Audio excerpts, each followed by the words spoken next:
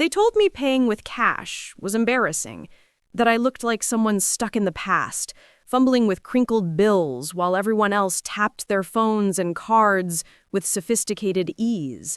My own daughter would roll her eyes when I counted out exact change at restaurants, whispering to her friends that her mom was so old-fashioned. My colleagues at the marketing firm would smirk when I pulled out my worn leather wallet instead of waving my phone at the payment terminal. But when the digital payment systems crashed nationwide and left everyone stranded, guess who was the only one who could actually buy groceries, pay for gas, or help anyone in their moment of desperate need? Before we jump back in, tell us where you're tuning in from, and if this story touches you, make sure you're subscribed, because tomorrow, I've saved something extra special for you. My name is Catherine Walsh, and at 54, I thought I understood what it meant to be out of touch with modern life. I was wrong. The morning everything changed started like any other Wednesday in October. I woke up in my small apartment in downtown Portland, made my coffee in the same ceramic mug I'd used for 15 years, and checked my old-fashioned paper calendar to see what the day held. My routine was simple, predictable, and, according to everyone around me, hopelessly outdated. I worked as a senior account manager at Digital Dynamics, a marketing agency that prided itself on being at the cutting edge of technology. The irony wasn't lost on me that someone who still balanced her checkbook by hand and kept cash in an envelope system was helping tech companies build their brand presence. But I was good at my job, even if my methods seemed archaic to my younger colleagues. The first sign something was different came when I stopped at my usual coffee shop on the way to work. Brewpoint was one of those trendy places where everything cost twice what it should, and the baristas all looked like they belonged in indie rock bands. I'd been going there for 3 years, not because I loved the atmosphere, but because it was convenient and their coffee was genuinely excellent. "The usual, Catherine?" asked Marcus, the barista who'd been working there since I started coming. He was 26, covered in tattoos, and had initially looked at me like I was some kind of museum exhibit when I first started paying with cash. "Please," I said, pulling out my wallet. "Large coffee, black, and one of those blueberry scones." Marcus rung up my order on the tablet that served as the register. "That'll be $8.50? I handed him a $10 bill, same as I had hundreds of times before, but instead of making change, Marcus frowned at the tablet screen. That's weird. The system's not letting me complete the transaction. Let me try again." He tapped the screen several times, his frown deepening. "Must be a glitch? Can you pay with a card instead?"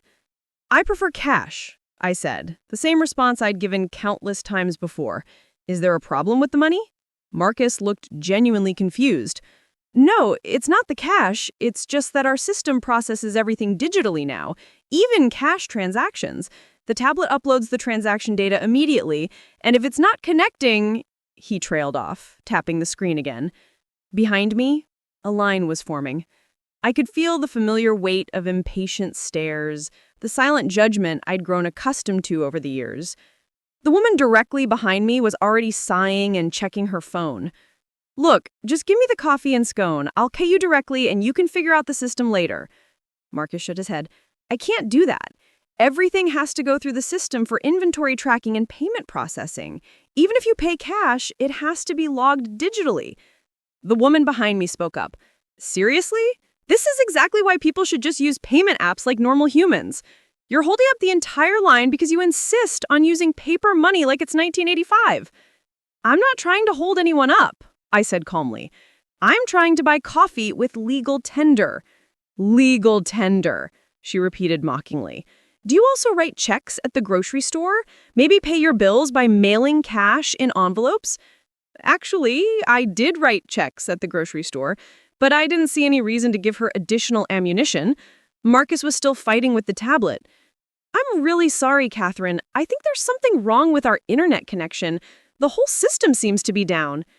"Then take the cash and give me the coffee," I said reasonably. "You can enter it into your system when it's working again." "I can't," Marcus said, looking genuinely distressed. "The register doesn't open without a completed transaction in the system," I literally cannot access the cash drawer. The line behind me was getting longer and more agitated. I could hear people muttering about ancient payment methods and technological dinosaurs. Someone suggested I should just get with the times already. I looked at Marcus, who was now trying to restart the tablet entirely. How long do you think this will take to fix? I honestly don't know. Maybe you could download a payment app real quick? I can wait while you set it up. The suggestion came from a place of genuine helpfulness, but it stung anyway. At 54, I wasn't afraid of technology. I simply preferred systems I could understand and control. I knew exactly how much money I had in my wallet at any given moment. I could track my spending without relying on apps or internet connections. I didn't have to worry about servers going down or accounts being hacked or my phone dying at an inconvenient moment. But standing there in that coffee shop, surrounded by increasingly hostile strangers who saw my cash as a personal attack on their efficiency, I felt every bit the dinosaur they thought I was. "I'll just go somewhere else," I said, putting my wallet back in my purse. "Catherine, wait," Marcus called after me. "I'm sure it'll be working in a few minutes." But I was already pushing through the crowd of impatient customers, feeling their judgment like a physical weight. As I reached the door, I heard the woman in athleisure say loudly, "Thank God, maybe now we can actually get our coffee." The second coffee shop I tried had the same problem. Their payment system was down and they couldn't process any transactions, even cash ones. The third place wasn't even open, with a handwritten sign on the door that said closed due to technical difficulties. By the time I reached my office, I was 15 minutes late and caffeine-free. My assistant, Jennifer, looked up from her computer with a concerned expression. "Catherine, thank goodness you're here. We've been having system issues all morning. None of our digital tools are working properly." Jennifer was 28, ambitious, and had been not so subtly angling for my position since she'd been hired 6 months ago. She was everything the company valued in a modern employee. Tech-savvy, social media fluent, and completely comfortable living her entire life through various apps and platforms. "What kind of system issues?" I asked, settling into my desk chair and pulling out my paper planner. Jennifer gestured helplessly at her dual-monitor setup. "Everything. Email is down, our project management software won't load, the client database is inaccessible, even the phones aren't working properly." I looked around the office. About 30 people sat at their desks, all staring at screens with various expressions of frustration and panic. The usual hum of productivity had been replaced by an almost eerie quiet, broken only by the sound of people repeatedly clicking mice and tapping keyboards. "Have you tried calling IT?" I asked. "I can't call anyone. The phone system runs through the internet, and that's part of what's down." I pulled my personal cell phone out of my purse. It was an older model, the kind Jennifer and her peers referred to as a brick, but it worked reliably and didn't require me to learn a new operating system every 6 months. "I have physical lists of lots of things." "You have physical lists of phone numbers?" "I have physical lists of lots of things. They work when computers don't." While Jennifer fumbled with my phone, trying to figure out how to make a call on a device that didn't have a touchscreen, I opened my filing cabinet and pulled out the folder containing our current client projects. Everything was there: contact information, project timelines, budget breakdowns, meeting notes, all of it printed out and organized in a system that didn't require electricity or internet connectivity. My desk phone rang, which surprised me since Jennifer had said the phones weren't working. I picked up the receiver.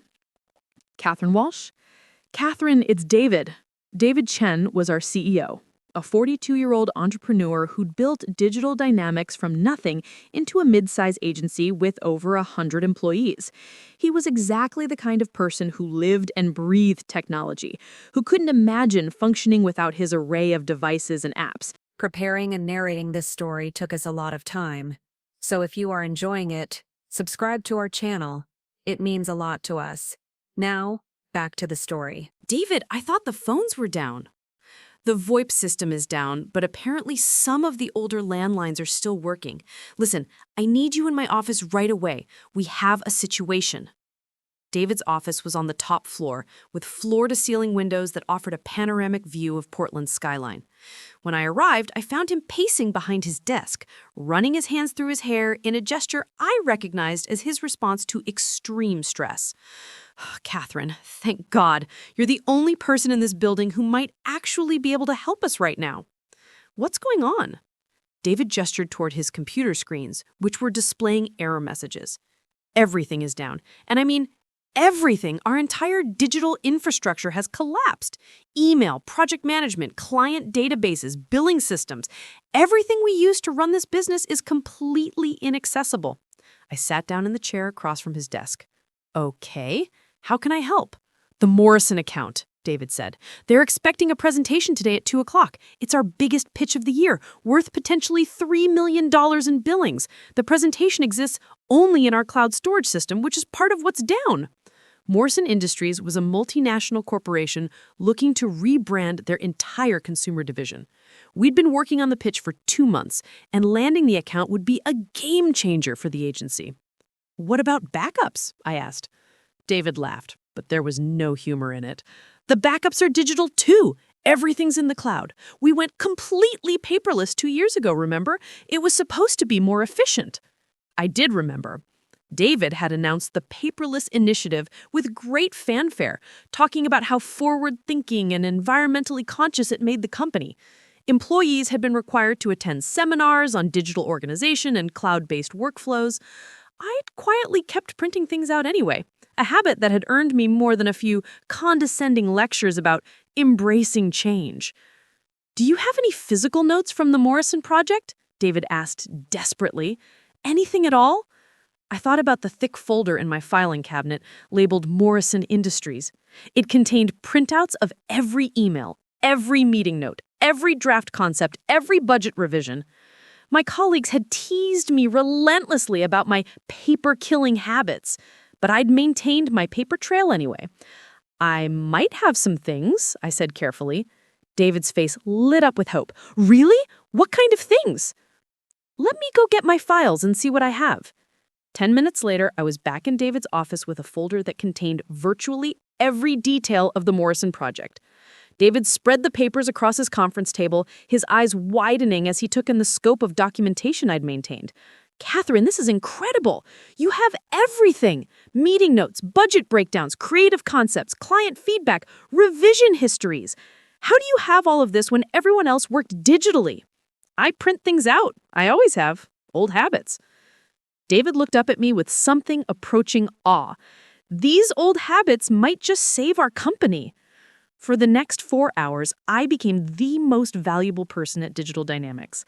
While my colleagues sat helplessly at their frozen computers, I was able to recreate the Morrison presentation using my printed materials. David pulled in Sarah Kim, who, fortunately, kept physical sketches of her work in addition to digital files. I can't believe you have all of this, Sarah said, as we worked through lunch to rebuild the presentation. I thought I was the only person left who still drew things by hand. Apparently, we're both dinosaurs, I said, thinking about the morning's coffee shop incident. By 1:30, we had reconstructed enough of the presentation to proceed with the meeting. It wasn't the polished digital slideshow we'd originally planned, but it was comprehensive and professional. More importantly, it existed in physical form that didn't depend on any systems that might crash. The Morrison presentation was scheduled to take place in our main conference room, which was equipped with state-of-the-art digital presentation equipment that was naturally completely useless without internet connectivity. David had managed to locate an old overhead projector from a storage closet, and Sarah had quickly converted our key graphics into transparencies. At 2 o'clock, James Morrison and his team arrived to find our conference room looking like something from 1995. Instead of a sleek digital presentation on a wall-mounted screen, we had an overhead projector casting images onto a pull-down screen that probably hadn't been used in a decade. I have to apologize for the technical difficulties, David began nervously. We're experiencing some system issues today. James Morrison was a man in his 60s who'd built his company from a single manufacturing plant into a global enterprise. He looked around the room with what I interpreted as amusement rather than concern. System issues, eh? In my day, we called this a normal Tuesday. He settled into his chair with a slight smile. "Let's see what you've got." What followed was one of the most successful presentations I'd ever been part of. Without the distraction of fancy animations and digital effects, we were forced to focus on the substance of our ideas. Sarah's hand-drawn sketches had a warmth and authenticity that digital mock-ups often lacked. My detailed notes allowed us to speak knowledgeably about every aspect of the proposed campaign without referring to tablets or laptops. Most importantly, James Morrison seemed genuinely impressed by our ability to function without our digital crutches. "I have to say," he commented halfway through the presentation, "it's refreshing to see a modern agency that can actually think on its feet when technology fails. Most of your competitors would have rescheduled or tried to conduct this meeting over video chat." When the presentation concluded, James Morrison stood and shook hands with each member of our team. "Exceptional work," he said to David. "I'm prepared to move forward with Digital Dynamics as our agency of record."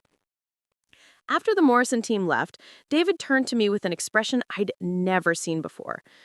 It took me a moment to recognize it as respect. "Catherine, I owe you an apology, and probably a raise. If you hadn't maintained those physical files, we would have lost the biggest account in the company's history." Word of my role in saving the Morrison presentation spread quickly through the office. Suddenly, colleagues who had spent years mocking my paper-based systems were asking if I had backup copies of their projects. Jennifer, who had regularly made jokes about my ancient filing methods, quietly asked if I could teach her how to organize physical documents. But the real vindication came that evening when I stopped at the grocery store on my way home. The same payment system issues that had plagued the coffee shops had spread throughout the city. Digital payment terminals were down everywhere, and stores that had gone cashless were simply closed. The grocery store I shopped at still accepted cash, but barely. They had to calculate all transactions manually and write receipts by hand. The lines were incredibly long because most customers had to figure out how to use the ATM or find alternative ways to pay. I walked through the store with my usual shopping list, written in pen on paper I kept in my purse. While other customers frantically tried to use apps to remember what they needed, I methodically collected everything on my list. At the checkout, I paid with exact change, which I was able to do because I actually knew how much money I had with me. The cashier, a teenager who looked like she'd never seen physical currency before, handled my payment with something approaching reverence. "Wow, you actually have enough cash to pay for everything," she said. "Most people are having to put stuff back because they can't access their digital wallets." As I loaded my groceries into my car, I watched other shoppers struggling with non-functional payment apps and crashed banking systems.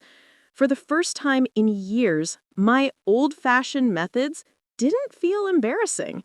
They felt practical, smart, reliable. The digital payment crisis lasted 3 days. During that time, businesses throughout the city were forced to either close or figure out how to accept cash again. Many had gone so completely cashless that they didn't even have manual payment processing systems in place. Restaurants couldn't split bills, retail stores couldn't calculate tax, service providers couldn't process transactions at all. But I went about my daily routine almost unchanged. I bought coffee from a small diner that had never stopped accepting cash. I paid for gas at a station that kept an old mechanical register as backup. I purchased groceries, paid bills, and conducted all my normal business while the digital world crumbled around me. The crisis also revealed something else that surprised me. I wasn't alone. There were other people, mostly older, but some younger than expected, who had maintained cash-based systems for various reasons. We found each other during those 3 days, forming an informal network of people who could actually function when technology failed. Margaret Hernandez was 72 and had never trusted digital banking.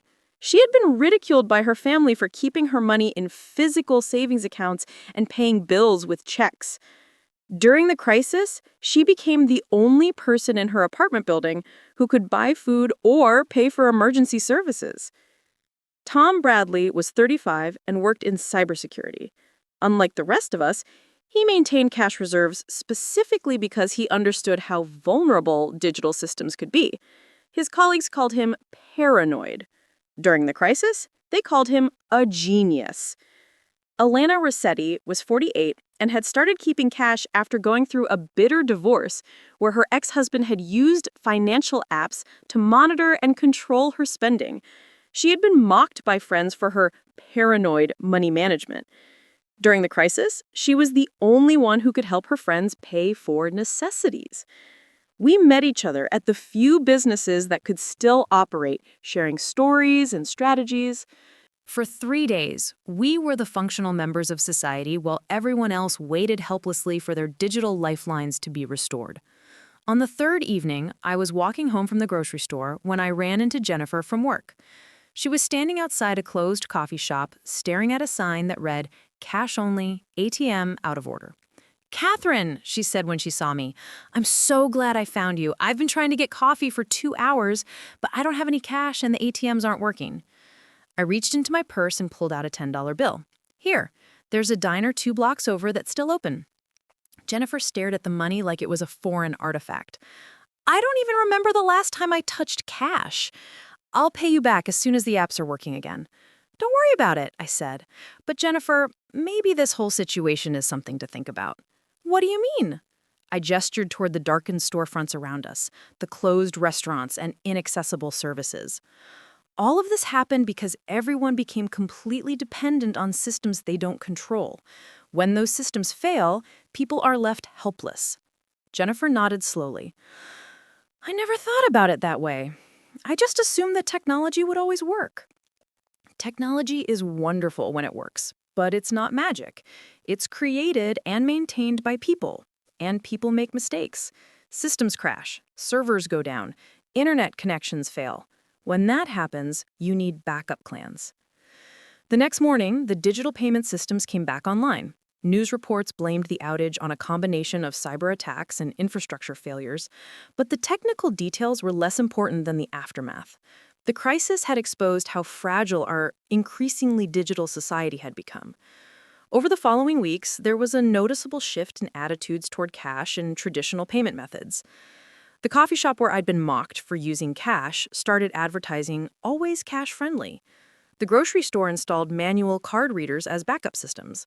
Even my office implemented new protocols for maintaining physical backups of critical documents. Jennifer approached me the Friday after the crisis with an unusual request. "Catherine, I was wondering if you could teach me how to organize things the way you do. With actual files and paper systems." "Of course," I said. "But why this sudden interest?" Jennifer looked embarrassed. "Because when everything went down, I realized I couldn't function at all. I didn't know our clients' phone numbers because they were only stored digitally. I couldn't access project files. I couldn't even remember what I was supposed to be working on because everything was in apps and systems I couldn't reach." She paused, then continued.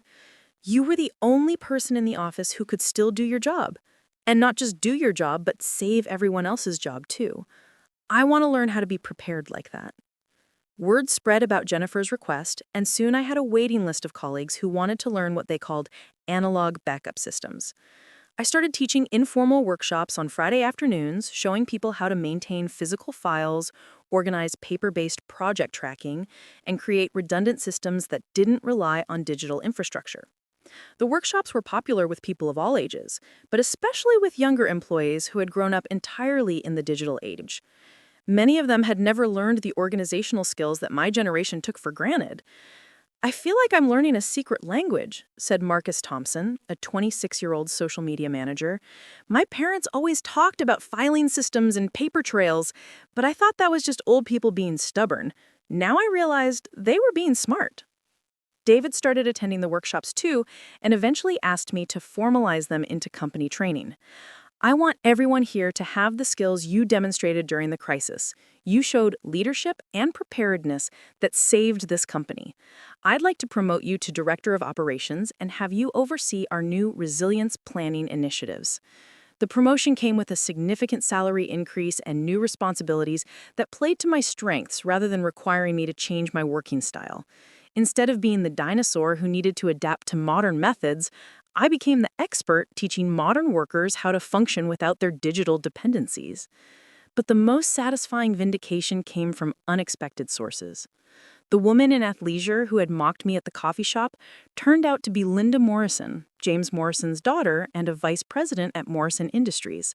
When she recognized me at a client meeting 3 months later, her attitude was completely different. "You're the woman from Brewpoint," she said with obvious embarrassment. "I owe you an apology. I was incredibly rude to you that morning." "It's fine." We were all frustrated by the situation. "No, it's not fine. And after what happened during the outage, I realized how wrong I was. My dad told me about your presentation, how you were the only agency that could function when all the technology failed. I've been thinking about that day a lot." Linda had started carrying cash and keeping paper backups of important information. The crisis had taught her the same lesson it had taught many others, that convenience and efficiency are wonderful until they leave you completely helpless. The coffee shop incident that had started my day with such embarrassment became a story I told regularly in my workshops. It perfectly illustrated how quickly social attitudes could change when circumstances shifted. The same behavior that made me an object of ridicule on Tuesday made me a hero on Friday. Marcus, the barista from Brewpoint, started attending my workshops too. He'd been particularly affected by the crisis because his entire income depended on a payment processing system he didn't understand or control. When the system failed, he couldn't work at all. I realize now that I was as dependent on that tablet as the customers were on their apps, he told me. I didn't even know how to make change without the system calculating it for me. He'd learned to handle cash transactions manually and had convinced his manager to keep a mechanical register as backup. He'd also started keeping a small emergency fund in physical cash, something he'd never considered necessary before. The experience changed my relationship with technology too, though not in the way people might expect. I didn't become anti-technology or dismiss the value of digital tools. Instead, I learned to use them more strategically, as supplements to, rather than replacements for, traditional methods. I got a smartphone, but I still kept paper calendars. I used digital project management tools, but I still printed out important documents. I embraced online banking, but I still maintained cash reserves and knew how to balance a checkbook manually. The key insight I gained was that technology and traditional methods didn't have to be in opposition. The most resilient approach was to use both, creating redundant systems that could function independently when necessary.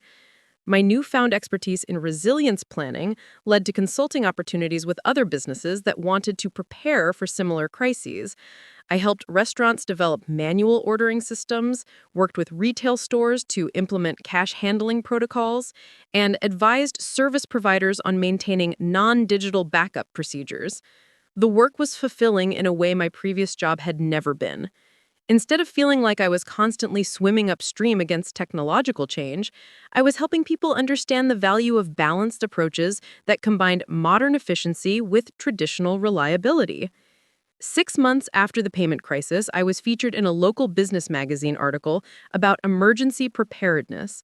The article included a photo of me in my office, surrounded by filing cabinets and paper documents, alongside computers and digital displays. The caption read, "Catherine Walsh, the executive who saved her company by thinking analog." The article brought speaking requests from business organizations and conferences. I developed a presentation called Resilience in a Digital Age that focused on building robust systems that could withstand technological failures. The presentation was popular with audiences who were beginning to understand that complete dependence on digital infrastructure created significant vulnerabilities. During one of these speaking engagements, a woman approached me afterwards with a question that brought everything full circle. "Miss Walsh, I have to ask you something personal. When you were paying with cash and people were making fun of you, how did you keep from doubting yourself?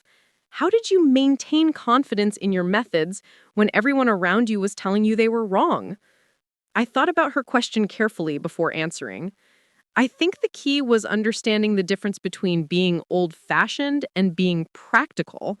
I wasn't using cash because I was afraid of technology or because I wanted to live in the past. I was using cash because it worked reliably for my needs. I paused, remembering the frustration and embarrassment I felt in that coffee shop line. But I'll be honest, there were times when I doubted myself. When you're constantly being told that your methods are outdated or embarrassing, it's hard not to internalize that criticism. So what changed? The crisis showed everyone that my methods weren't outdated at all. They were just different. And sometimes different is exactly what you need when conventional approaches fail. The speaking engagement was in Seattle, and afterward, I decided to drive back to Portland instead of flying. It was a beautiful October evening, and I wanted time to think about how much my life had changed since that Wednesday morning when I couldn't buy coffee with cash. I stopped at a rest area along the way and called my daughter Emma, who lived in San Francisco. Emma was 32 and worked for a tech startup that developed payment processing apps. She'd been one of the most vocal critics of my antiquated financial habits, regularly lecturing me about the efficiency and security of digital payments. "Hi, Mom," she said when she picked up. "How was your speech?" "It went well, but I wanted to talk to you about something." "Sure, what's up?" "I wanted to thank you for pushing me to get more comfortable with technology. Even though we disagreed about methods, you helped me understand that I needed to adapt some of my approaches." Emma was quiet for a moment. "Mom, I owe you an apology. After what happened with the payment crisis, I realized that you were right about a lot of things. I've started keeping cash in my wallet and learned how to balance my checking account manually." "Really? Really?" And at work, we've completely redesigned our app to include offline functionality and backup systems. Your crisis story has become required reading for our development team. We talked for another 20 minutes, and for the first time in years, the conversation felt balanced. Instead of Emma lecturing me about embracing change or me defending my traditional methods, we were sharing insights and learning from each other's perspectives. As I continued the drive home, I reflected on the unexpected ways the payment crisis had improved my life. I'd gained professional recognition, financial security, and a sense of purpose I hadn't felt in years. But more importantly, I'd learned that being different wasn't something to apologize for. Sometimes, being different was exactly what made you valuable. The highway stretched ahead of me, lit by a full moon that needed no technology to shine. In my purse, I had credit cards and a smartphone alongside cash and a paper map. In my car, I had a GPS system and a traditional compass. In my life, I had digital tools and analog backups, modern conveniences, and time-tested alternatives. I wasn't embarrassed by my methods anymore. I was proud of them. And tomorrow, when I walked into that coffee shop to buy my morning coffee, I would pay with cash, without apology or explanation, because cash worked. Cash was reliable. And when everything else failed, cash would still be there, crinkled and practical and ready to buy whatever I needed. The woman who had been mocked for using embarrassing old-fashioned payment methods had become the expert who taught others how to survive when modern methods failed. It was a transformation I never could have predicted, but one that felt absolutely right. Sometimes the best way forward is to remember the wisdom of the past. And sometimes being called old-fashioned is actually the highest compliment you can receive. The first real shock came 3 weeks after the Morrison presentation, when I discovered just how deep the financial technology dependence ran in our society. I was grocery shopping at my usual store when I overheard a conversation between two mothers in the produce section that made my blood run cold. "I'm telling you, Sarah, we're completely screwed if anything happens to the payment apps again," one woman was saying as she examined avocados. "During those 3 days last month, we couldn't buy food, couldn't pay for gas, couldn't even get cash from the ATM because that was down too." The other woman nodded vigorously. "My kids were asking why we couldn't just go to the store, and I had to explain that Mommy doesn't know how to pay for things without her phone. How pathetic is that?" I continued shopping, but their conversation followed me through every aisle. These weren't teenagers who had grown up entirely digital. These were women in their 30s and 40s, old enough to remember cash transactions, but young enough to have completely abandoned them in favor of convenience. At the checkout line, I watched the cashier process transactions with practiced efficiency. Tap, beep, receipt printed. Tap, beep, receipt printed. The rhythm was almost hypnotic, until an elderly man ahead of me pulled out a $20 bill. The teenage cashier stared at the money like it was an ancient artifact. I think I need to call my supervisor, she said nervously. It's just cash, the man said patiently. $20, the total is $18.47. The cashier looked around helplessly. I know, but I'm not sure how to make change without the system calculating it for me. Ever since the crisis last month, they've been training us on manual transactions, but I'm still learning. I watched this interaction with growing concern. The payment crisis had lasted only 3 days, but it had exposed a generational gap in basic financial literacy that went far beyond technology preferences. Young people weren't just choosing digital payments over cash. They literally didn't know how to handle physical money. The supervisor who came to help was probably in her 40s, and she walked the teenage cashier through the change-making process step by step. $20 minus $18.47 equals $1.53. So you give him $1, 2 quarters, and 3 pennies. The cashier counted out the change carefully, double-checking each coin before placing it in the customer's palm. Sorry about that. We're still getting used to the old ways. Old ways. Cash had become the old way in the span of a single generation. After loading my groceries into the car, I sat in the parking lot for several minutes, thinking about what I'd witnessed. The payment crisis hadn't just been a temporary inconvenience. It had revealed fundamental vulnerabilities in how society functioned. And those vulnerabilities went deeper than I initially realized. That evening, I called my sister Patricia in Denver. Patricia was 2 years younger than me and worked as a high school math teacher. If anyone would understand the educational implications of what I'd observed, it would be her. Patricia, I need to ask you something. Do you teach your students how to make change or handle cash transactions? There was a long pause. Catherine, that's such an odd question. Why do you ask? I told her about the grocery store incident and about the broader patterns I'd been noticing since the payment crisis. Patricia listened without interrupting, but I could hear her getting more troubled as I talked. You know what's scary? She said when I finished. I don't think most of my students could make change manually. We teach them algebra and calculus, but we assume they know basic arithmetic. And when everything is calculated by computers, that assumption might be wrong. Patricia promised to do an informal survey of her students' cash handling abilities. What she discovered was even more alarming than I'd feared. Out of 30 students in her advanced mathematics class, only 6 could consistently make correct change without using a calculator. The rest had never needed to learn the skill because every transaction they'd ever made had been processed electronically. It's not that they're not smart, Patricia explained when she called me back with the results. They can solve complex equations and understand sophisticated mathematical concepts, but they've never had to do the mental arithmetic that people our age take for granted. The implications were staggering. An entire generation had grown up without developing basic financial skills that had been considered essential for centuries. And it wasn't just about making change. Many of Patricia's students had never balanced a checkbook, never tracked spending manually, never experienced the tangible relationship between physical money and purchasing power. They think about money as numbers on a screen, Patricia said. It's abstract to them in a way that I don't think it ever was for us. When you hand someone physical cash, there's a psychological weight to the transaction that's completely missing when you tap a screen. This conversation sparked what became an obsession for me over the following months. I began researching the psychological and social implications of the shift toward cashless society, and what I discovered was both fascinating and deeply concerning. Studies showed that people spent significantly more money when using digital payment methods compared to cash. The physical act of handing over bills and coins created a psychological friction that made spending feel more real, more consequential. Digital payments eliminated that friction, making it easier to spend impulsively and lose track of accumulating expenses.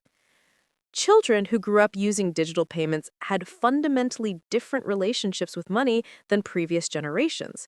They were more likely to see spending as an abstract concept rather than a concrete exchange of resources. This translated into higher rates of debt, lower rates of saving, and less awareness of personal financial limits. But the most troubling research I found dealt with financial vulnerability. People who relied exclusively on digital payment systems were completely helpless when those systems failed. They couldn't adapt, couldn't find alternatives, couldn't function financially until the technology was restored. This created a form of learned helplessness that made entire populations dependent on systems they didn't understand or control. I brought this research to David during our weekly one-on-one meeting. As director of operations, I now had regular opportunities to discuss broader business strategy and risk management with the executive team. David, I think we need to consider the implications of what happened during the payment crisis, not just for our company, but for society as a whole.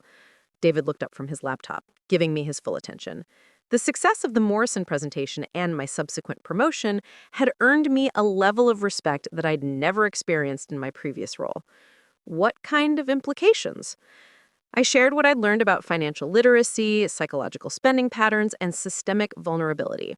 David listened with growing interest, occasionally asking questions or requesting clarification. So you're saying that the payment crisis wasn't really about technology failure, it was about social adaptation failure. Exactly. We've created a society that can't function without digital infrastructure, but we haven't prepared people for what happens when that infrastructure fails. David leaned back in his chair, processing this information.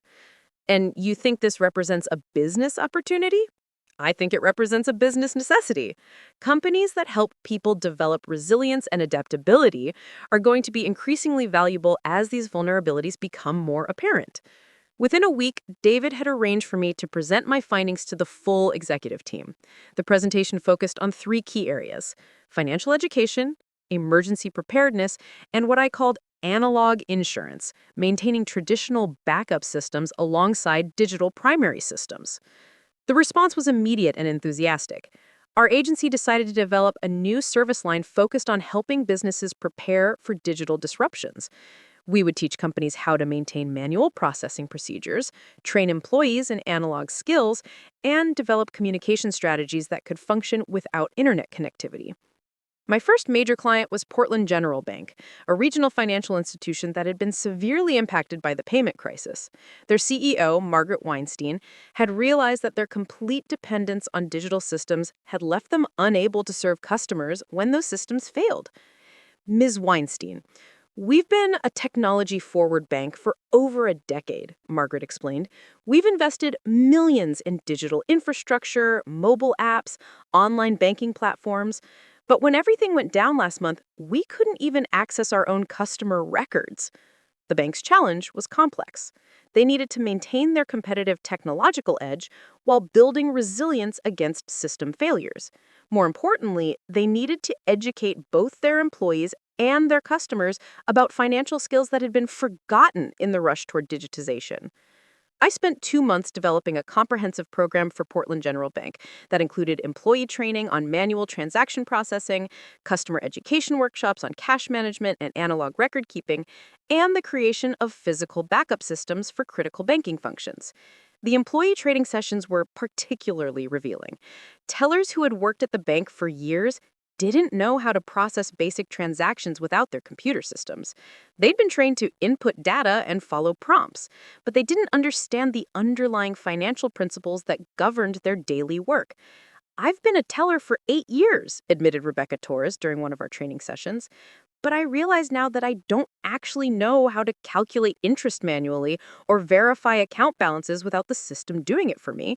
I've been completely dependent on the computers to tell me what to do. The training revealed that most bank employees had become operators of sophisticated systems rather than financial professionals who understood the principles behind those systems. They could execute complex digital transactions, but couldn't perform basic calculations or problem solve when their tools weren't available.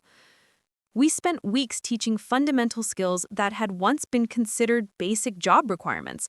manual calculation of interest, paper-based record-keeping, cash counting and verification, check processing without digital readers, and customer service without access to digital account information. The customer education workshops were equally important. Portland General Bank invited account holders to attend sessions on financial resilience and analog money management. The response was overwhelming. People were hungry for skills that would make them less vulnerable to technology failures.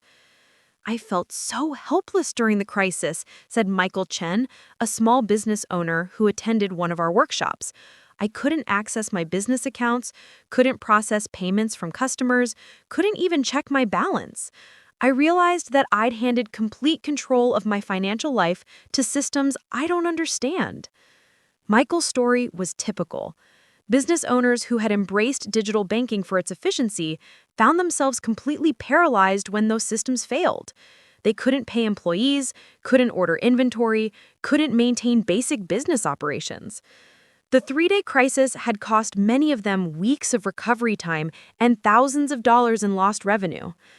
Our workshops taught practical skills: maintaining cash reserves, keeping paper records, understanding how to read and write checks, calculating percentages and interest manually, and developing personal financial systems that could function independently of technology. But we also taught something more important: psychological resilience. We helped people understand that technology was a tool, not a crutch, that convenience was wonderful, but competence was essential. That being prepared for system failures wasn't paranoid or old-fashioned, it was smart and responsible. The success of the Portland General Bank project led to contracts with other financial institutions, retail chains, restaurants, and service providers. Each client had specific needs, but the underlying challenge was the same: how to maintain efficiency and competitiveness while building resilience against technological vulnerabilities. Working with these diverse clients, I began to see patterns in how different industries had adapted to digital dependency. Restaurants had become completely reliant on point-of-sale systems that controlled everything from order processing to inventory management. When those systems failed, they couldn't take orders, couldn't process payments, couldn't even access their recipes if those were stored digitally.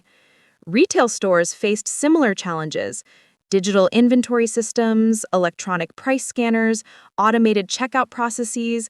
All of these innovations had made retail more efficient, but they'd also created single points of failure that could shut down entire operations. Healthcare providers faced perhaps the most serious vulnerabilities: electronic health records, digital prescription systems, computer-controlled medical equipment. When these systems failed, patient care could be compromised in ways that went far beyond mere inconvenience.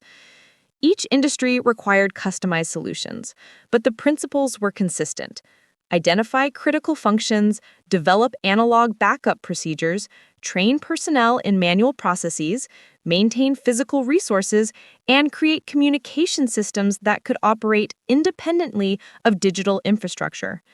The work was intellectually stimulating and professionally rewarding, but it also revealed the scope of societal vulnerability in ways that sometimes kept me awake at night.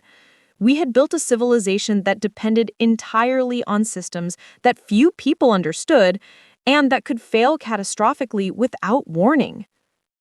6 months after the payment crisis, I was invited to speak at a conference on financial resilience in Seattle.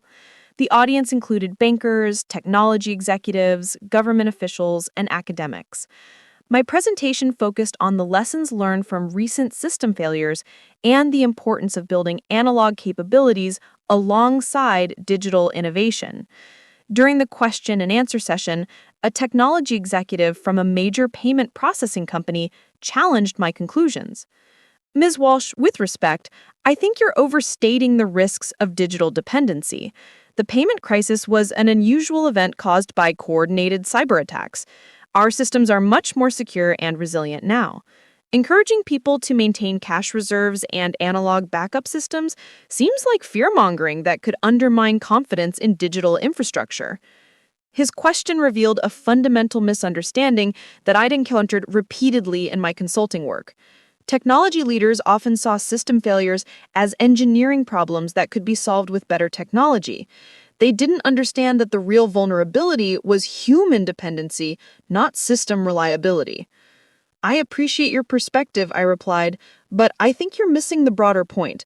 This isn't about whether digital systems are reliable or secure. It's about what happens to human capabilities when we become completely dependent on any single approach to solving problems. I gestured toward the audience, many of whom were taking notes on tablets and smartphones. How many people in this room could calculate a 20% tip without using their phone? How many could navigate to an unfamiliar location without GPS? How many could complete their job responsibilities if their computers were unavailable for a week? The room was quiet as people considered these questions. The technology executive looked uncomfortable. These aren't criticisms of technology, I continued. They're observations about human adaptability. When we outsource cognitive tasks to machines, we lose the ability to perform those tasks independently. It's similar to muscle atrophy from lack of exercise. Dr. Elizabeth Harper, a psychology professor from the University of Washington, was particularly interested in the behavioral aspects of my findings. Ms. Walsh, your observations align with research we've been conducting on cognitive offloading. When people rely on external systems to perform mental tasks, they gradually lose the ability to perform those tasks independently. It's similar to muscle atrophy from lack of exercise. Dr. Harper's research focused on how digital tools affected human cognitive development. Her study showed that people who used GPS navigation exclusively lost the ability to form mental maps and navigate independently. People who relied on calculators for basic arithmetic lost fluency in mental math. People who depended on digital calendars and reminder systems developed poorer memory for schedules and commitments. The concern isn't that these tools are harmful, Dr. Harper explained. The concern is that exclusive reliance on them creates learned helplessness. People become unable to function when the tools aren't available. This conversation led to a collaboration between Dr. Harper's research team and my consulting practice. We began studying the psychological effects of financial technology dependency and developing interventions to maintain human capabilities alongside digital convenience. Our research revealed interesting patterns. People who maintained some analog financial practices, like keeping cash reserves, balancing checkbooks manually, or tracking expenses on paper, showed greater financial awareness and better spending control than those who relied exclusively on digital tools. Children who learned to make change and handle cash before using digital payments developed stronger numerical reasoning skills and better understanding of financial concepts. Adults who practiced manual calculation maintained greater confidence in their mathematical abilities and were more likely to notice errors in automated calculations. Perhaps most importantly, people who maintained analog backup systems showed greater resilience and lower stress levels during technology failures. They had what psychologists call self-efficacy, confidence in their ability to cope with challenges independently. These findings supported what I had observed during the payment crisis and in my subsequent consulting work. Financial resilience wasn't just about having backup systems, it was about maintaining human capabilities that could function independently of technological support. The research also revealed something unexpected. Younger people who learned analog skills actually became more sophisticated users of digital technology. They understood the principles behind automated processes, could troubleshoot problems more effectively, and were better able to evaluate whether digital tools were functioning correctly. It's similar to learning to drive a manual transmission car, Dr. Harper explained. Even if you usually drive automatic, understanding how manual transmissions work makes you a better driver overall. You have a deeper understanding of how cars function, and you're better able to handle problems when they arise. This insight became central to my consulting practice. Instead of positioning analog skills as alternatives to digital technology, I began presenting them as foundations that made digital technology more effective and reliable. The approach resonated with clients who had initially been skeptical about investing in old-fashioned backup systems. Business leaders could see the value of employees who understood underlying principles rather than just following automated prompts. Parents could appreciate the importance of children learning foundational skills before relying on technological shortcuts. By the end of my first year as director of operations, my consulting practice had grown beyond what I'd ever imagined possible. We had contracts with major corporations, government agencies, educational institutions, and nonprofit organizations. Each client brought unique challenges, but they all shared a common need: building human capabilities that could complement and support technological systems rather than being completely dependent on them. The work also brought unexpected personal rewards. I found myself part of a growing community of professionals who were thinking seriously about technology's role in human development and social resilience. We were engineers and educators, business leaders and psychologists, policymakers and practitioners, all united by a concern for maintaining human agency in an increasingly automated world. My speaking engagements increased, and I was invited to participate in conferences and panels across the country.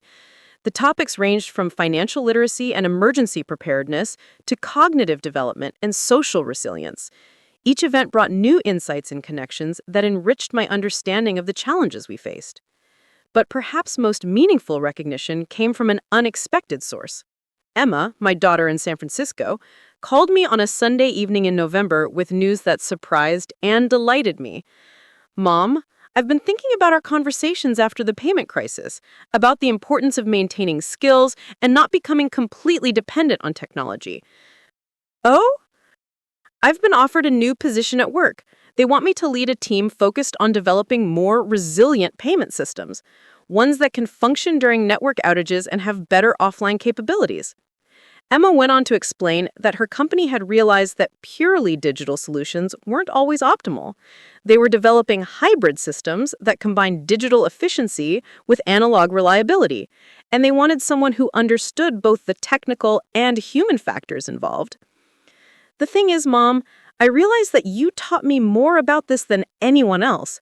Not intentionally, maybe, but by example.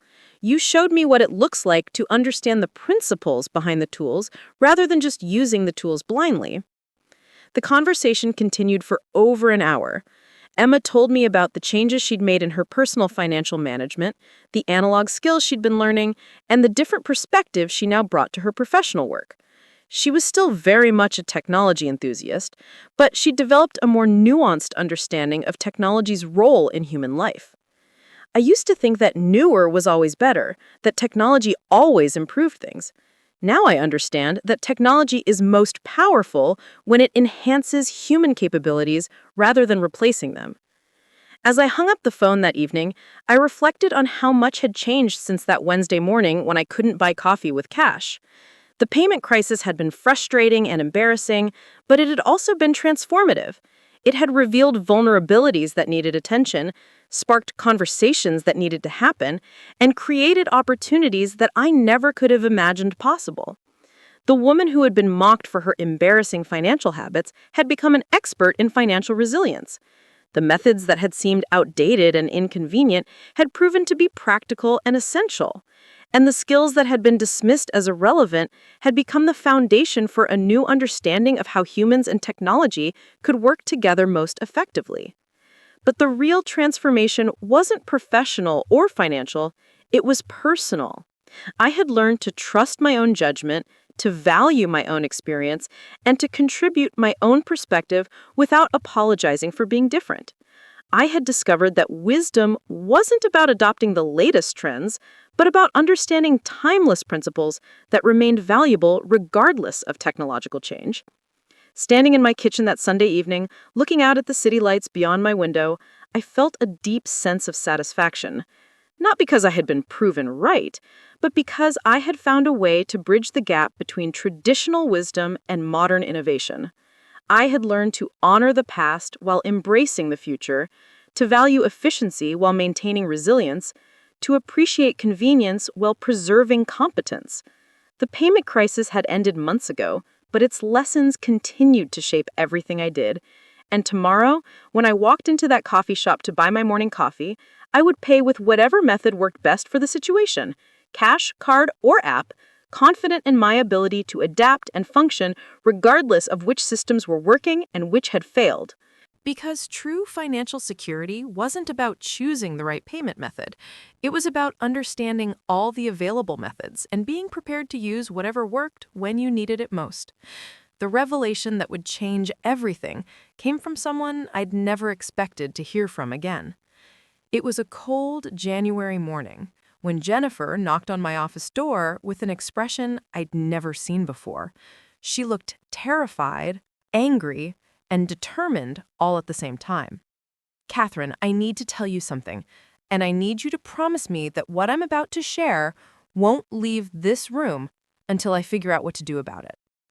I gestured for her to sit down and close the door. In the years since the payment crisis, Jennifer had become one of my most trusted colleagues. She'd embraced the analog backup systems with genuine enthusiasm and had proven herself to be incredibly capable when she wasn't trying to do everything through digital shortcuts. "What's going on?" Jennifer pulled out a thick folder and placed it on my desk. "I've been doing some research into the payment crisis. Trying to understand what really happened that day when all the systems went down." I nodded.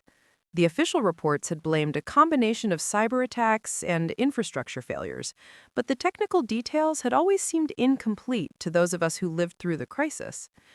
What I found is going to sound crazy at first, but I have documentation. Jennifer opened the folder and pulled out printed emails, network logs, and financial records. The payment crisis wasn't accidental. It was engineered.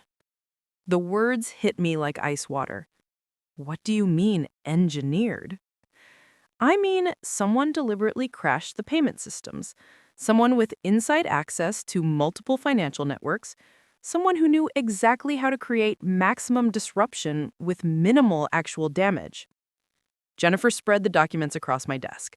She'd been investigating for months, following digital trails and connecting patterns that the official investigators had either missed or chosen to ignore. "Look at this," she said, pointing to a series of network logs. "The attacks didn't target the core financial infrastructure. They targeted the middleware layers that connect payment processors to retail systems. It was surgical, precise, designed to cause widespread inconvenience without actually damaging the underlying financial networks." I studied the technical documents, trying to understand their implications. But why would someone do that? What would be the point of causing a crisis without actually stealing money or damaging systems? Jennifer's expression darkened. "That's where it gets really disturbing. I think the crisis was a demonstration. Someone was showing how vulnerable our payment systems are, and they were doing it for an audience." "What kind of audience?" "Foreign governments, competing technology companies, organized crime syndicates, anyone who might benefit from understanding exactly how to paralyze American commerce without firing a shot or stealing a dime." The implications were staggering. If Jennifer was right, the payment crisis hadn't been a random cyber attack or infrastructure failure. It had been a carefully orchestrated demonstration of American vulnerability, conducted by someone with intimate knowledge of our financial systems. "How did you figure this out?" Jennifer looked uncomfortable. "That's the part you're really not gonna like. I think the person who orchestrated the crisis works in our industry. Maybe even for our company." My blood went cold. "What makes you think that?" "The timing was too perfect. The crisis hit right when we were about to lose the Morrison account because our digital systems were down. But you were the only person in the company who could function without those systems. You were prepared in a way that suggests either incredible luck or advanced knowledge." I stared at Jennifer, trying to process what she was suggesting. "You think I was involved in the payment crisis?" "No," Jennifer said quickly. "I think someone used you. I think someone knew about your analog backup systems and your cash-based habits, and they timed the crisis to make you look like a hero." The room seemed to spin around me. Everything that had happened over the past year suddenly looked different through this lens. My sudden recognition as an expert in financial resilience, the consulting opportunities that had appeared from nowhere, the speaking engagements and media attention. Jennifer, this sounds like a conspiracy theory. Why would anyone go to such elaborate lengths to make me look good? Because you're not the real target, Jennifer said grimly. You're the cover story. While everyone's been focused on your success and the lessons about digital dependency, the real perpetrators have been free to analyze exactly how American commerce responds to payment system failures. Jennifer pulled out another set of documents. I've been tracking unusual network activity at companies that hired your consulting services. Someone has been gathering data about backup procedures, manual processes, and analog systems. They're learning how businesses adapt when digital infrastructure fails. The documents showed patterns of data collection that corresponded exactly with my consulting engagements. Someone had been systematically gathering intelligence about American resilience capabilities, using my legitimate consulting work as cover. There's more, Jennifer said. I think whoever is behind this has been manipulating your consulting contracts. Some of your biggest clients weren't actually looking for resilience consulting when they first contacted you. They were redirected to your services through intermediaries. She showed me a complex web of shell companies and consulting brokers that had been steering clients toward my practice. The network was sophisticated, designed to look like normal business development while actually serving as an intelligence gathering operation. Jennifer, this is incredible work, but it's also incredibly dangerous. If you're right about any of this, we're dealing with people who have the capability to manipulate financial infrastructure on a national scale. Jennifer nodded soberly. I know. That's why I haven't taken this to the authorities yet. I don't know who can be trusted, and I don't want to end up disappeared before anyone believes me. We spent the next 3 hours going through Jennifer's research in detail. The evidence was circumstantial but compelling. The payment crisis had indeed been too precisely targeted to be accidental. The subsequent focus on analog backup systems had created opportunities for intelligence gathering that wouldn't have existed otherwise. And my consulting practice had been growing through channels that looked legitimate but followed patterns suggesting coordination and manipulation. What do you think we should do? I asked when we'd reviewed everything. I think we need to gather more evidence before we can take this to anyone official. But I also think we need to be very careful about how we proceed. If I'm right, then you've been unknowingly working for people who represent a serious national security threat. The next few weeks were among the most difficult of my life. I continued my consulting work, but every client interaction now felt potentially compromised. I looked for signs that my consulting advice was being used for intelligence gathering rather than legitimate business preparation. I analyzed my contracts and client relationships for evidence of the manipulation Jennifer had uncovered. What I found was both reassuring and terrifying. Most of my clients appeared to be legitimate businesses with genuine needs for resilience planning. Their requests were reasonable, their implementations were straightforward, and their goals seemed aligned with protecting their operations rather than gathering intelligence. But there were exceptions. 3 clients stood out as potentially problematic. Their consulting requests had been unusually specific, focusing on details that went beyond normal business needs. They'd asked for information about government agency procedures, critical infrastructure backup systems, and emergency response protocols that seemed outside the scope of private sector resilience planning. More disturbing, these 3 clients had all been referred to me through the same network of intermediaries that Jennifer had identified as suspicious. They'd paid premium rates for consulting services that could have been obtained more cheaply elsewhere. And they'd requested detailed documentation of everything we discussed, claiming it was for internal training purposes. I brought this information to Jennifer during one of our weekly status meetings. We'd established a routine of reviewing her ongoing investigation while maintaining the appearance of normal business operations. This fits the pattern, Jennifer said as she reviewed my analysis. These aren't normal consulting clients. They're intelligence assets using your legitimate expertise to gather information about American resilience capabilities. So what do we do about it? Jennifer had been thinking about this question for weeks. I think we need to set a trap. If these people are using your consulting practice for intelligence gathering, we can use that against them. Her plan was elegant and terrifying. We would prepare a consulting proposal for one of the suspicious clients that contained deliberately false information about critical infrastructure vulnerabilities. If the false information subsequently appeared in foreign intelligence reports or was used in actual attacks on American systems, we'd have proof of the connection between my consulting work and hostile intelligence operations. The risk is enormous, Jennifer warned. If we're wrong about this, we could damage legitimate business relationships and destroy your reputation. If we're right, we could be putting ourselves in serious physical danger. I thought about the choice for several days. Everything I had built over the past year could be destroyed if we were wrong. But if we were right, my consulting practice had been used as a tool to gather intelligence that could be used to harm American economic and security interests. Let's do it, I finally told Jennifer. But we need to document everything and have a backup plan in case things go wrong. We spent 2 weeks preparing the trap.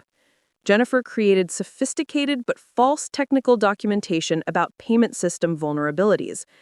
I prepared a consulting proposal that contained the false information mixed with enough legitimate content to seem credible. We arranged for the proposal to be delivered to Meridian Financial Solutions, one of the 3 suspicious clients.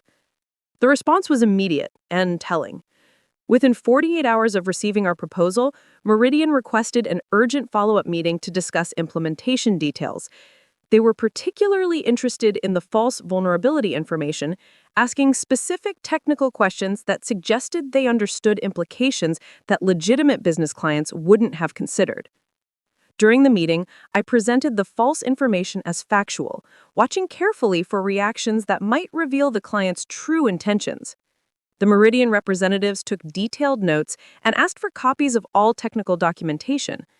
They seemed particularly interested in information about government agency backup procedures and emergency response protocols that seemed outside the scope of private sector resilience planning.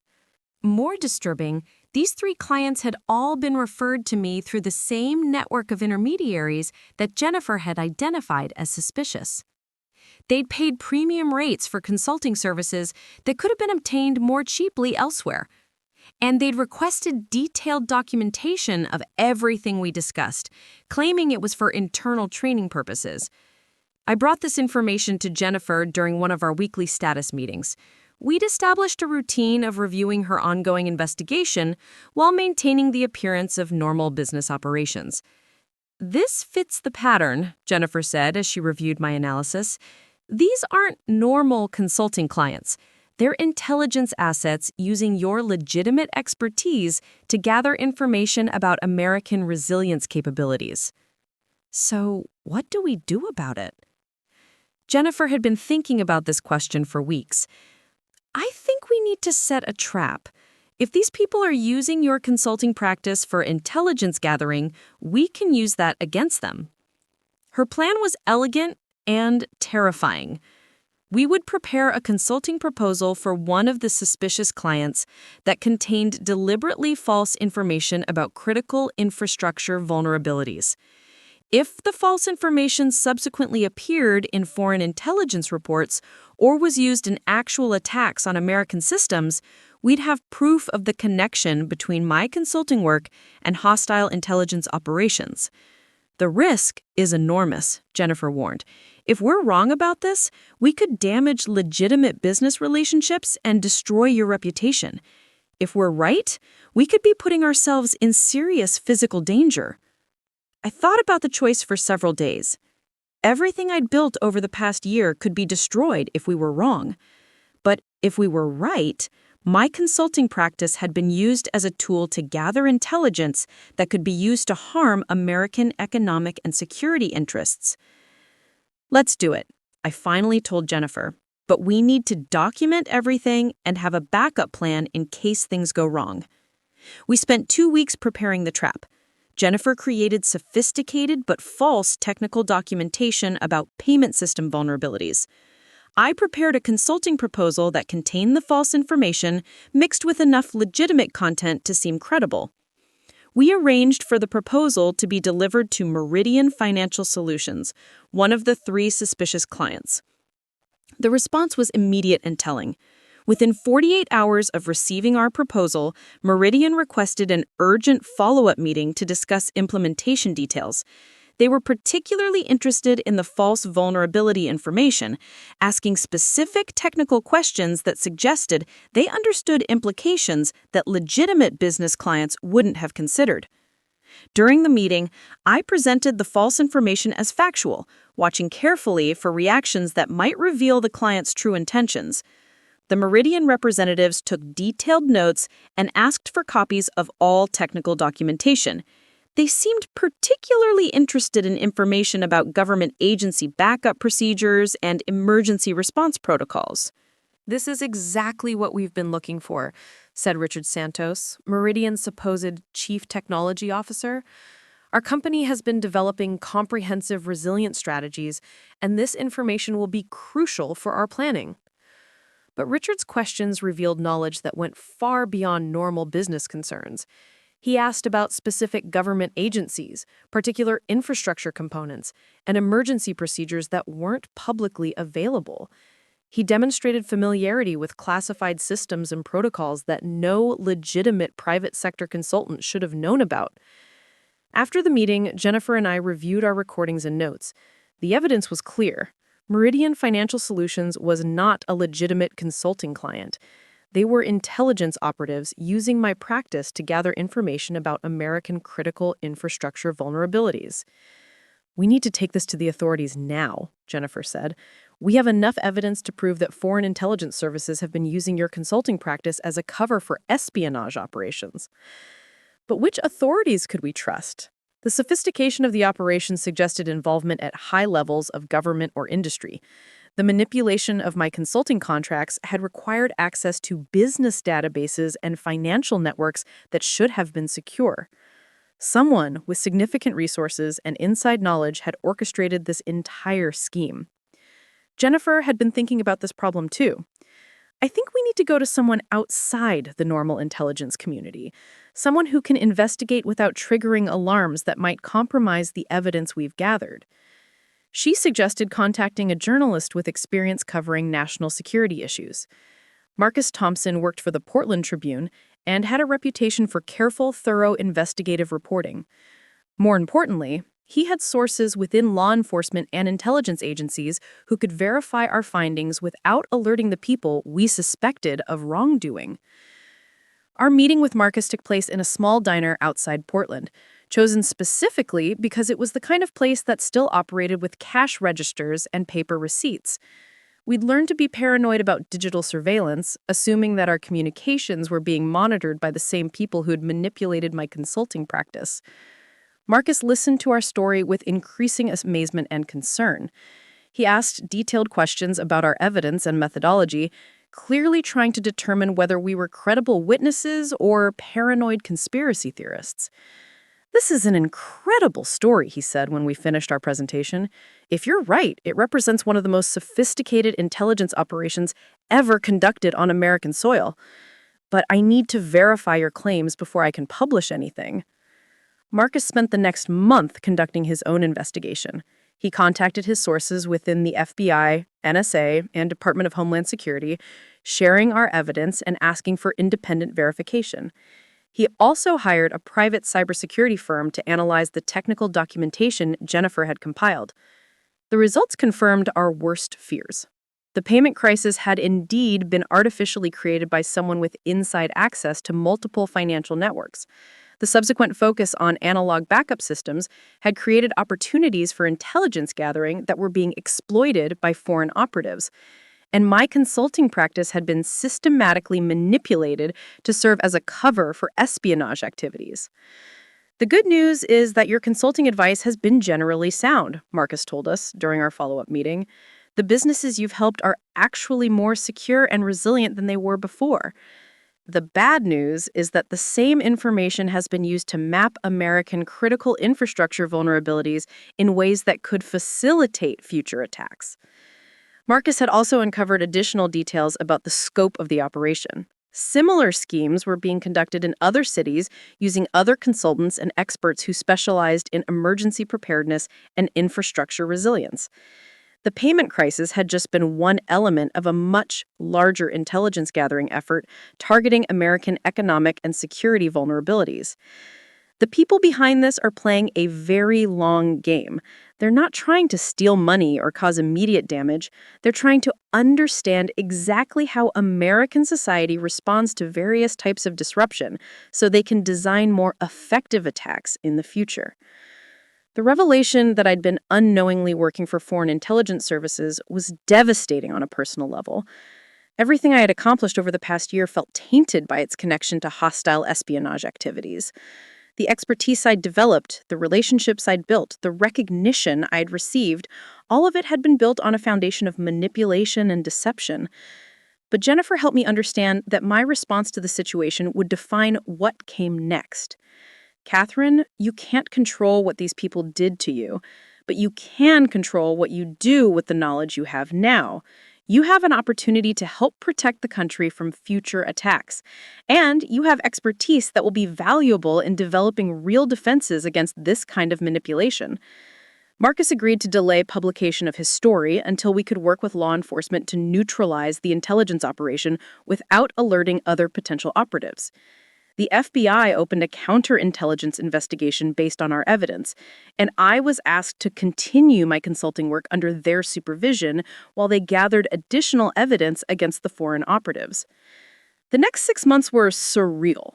I continued meeting with clients and conducting consulting engagements, but now every interaction was carefully monitored and analyzed by federal agents. Some of my clients turned out to be legitimate businesses, grateful for the resilience planning services I provided. Others were revealed to be fronts for intelligence gathering operations, part of a network that extended across multiple states and industries. The investigation culminated in a series of coordinated arrests that dismantled one of the most sophisticated foreign intelligence operations ever discovered on American soil. 23 people were arrested, including American citizens who had been recruited to serve as intermediaries and information brokers. Richard Santos, the supposed chief technology officer of Meridian Financial Solutions, turned out to be a senior intelligence officer working for a foreign government. The false vulnerability information we'd provided in our trap had been immediately transmitted to his handlers overseas, confirming that our consulting relationship was indeed being used for espionage activities. The arrests made national news, though the details of how the operation was discovered weren't made public to protect ongoing investigations. Marcus published a carefully edited version of the story that focused on the broader implications of infrastructure vulnerability without revealing the specific methods used to uncover the intelligence operation. But for me, the most important outcome wasn't the arrests or the media coverage. It was the realization that my expertise in financial resilience and analog backup systems was more valuable than I'd ever imagined, and for better reasons than I'd initially understood. The FBI asked me to continue my consulting work, but now as part of a legitimate government program to improve American infrastructure resilience. Instead of unknowingly helping foreign intelligence services map our vulnerabilities, I would be deliberately helping American businesses and agencies strengthen their defenses against the kinds of attacks that the payment crisis had demonstrated. Ms. Walsh, you've developed a unique understanding of how economic disruption affects social stability, explained Agent Sarah Martinez, who led the counterintelligence investigation. That expertise is exactly what we need to prepare for future attacks that might target our financial infrastructure. The work was similar to what I'd been doing before, but the context was completely different. Instead of responding to individual client requests that might or might not be legitimate, I was part of a coordinated effort to strengthen American resilience against sophisticated threats that we now knew were real and ongoing. I helped design training programs for government agencies, developed emergency procedures for critical infrastructure operators, and consulted on policy initiatives intended to reduce American vulnerability to economic disruption.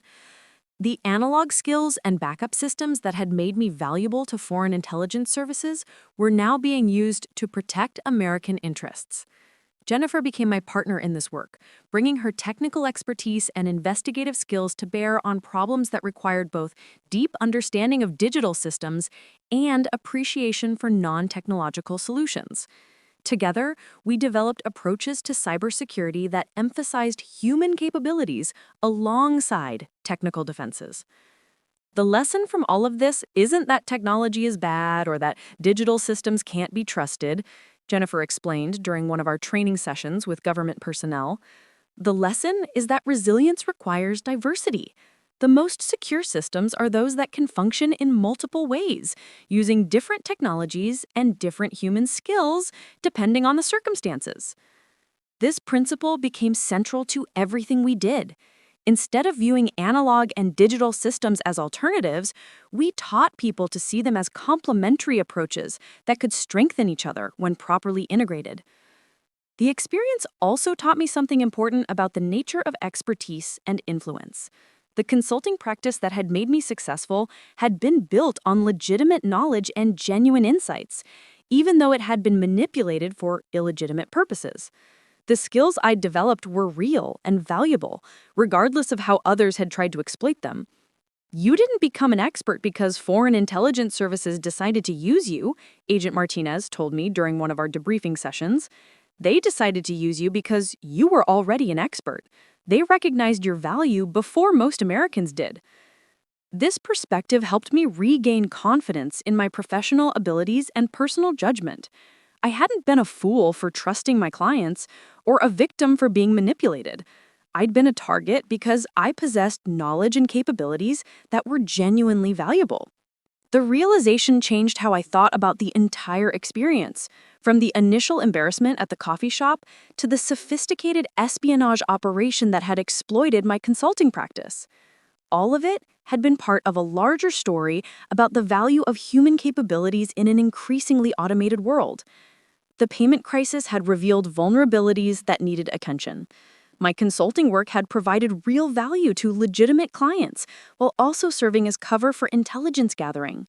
The investigation and arrests had protected American interests while also validating the importance of the work I had been doing. Standing in my office one evening in late autumn, looking out at the Portland skyline as the lights began to twinkle in the gathering darkness, I reflected on how much had changed since that morning when I couldn't buy coffee with cash.